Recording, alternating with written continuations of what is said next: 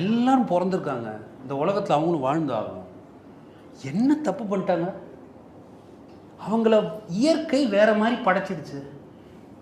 இயற்கை வேற மாதிரி படைச்சதுன்ற ஒரே காரணத்துக்காக என் படைப்பு தான் சரி, அந்த படைப்பு தவறுன்னு சொல்றதுக்கு உரிமையை யார் கொடுத்தா உனக்கு? மெஜாரிட்டேரியனிசம் என்றது என்ன? மெஜாரிட்டேரியனிசம் என்றது என்ன?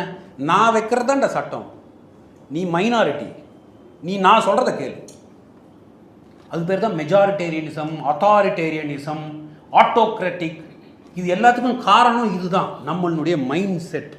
இந்த மைண்ட் செட்லேருந்து வெளியில் வரத்துக்கு நான் ஜட்ஜாக இருக்கேன். என்னுடைய டென்யூர் முடியும் பொழுது உங்களை எது நிஜமாகவே திருப்தி அடைய வைக்கும்னா இந்த judgment, Sushma judgment will till my last breath, that will make me very proud.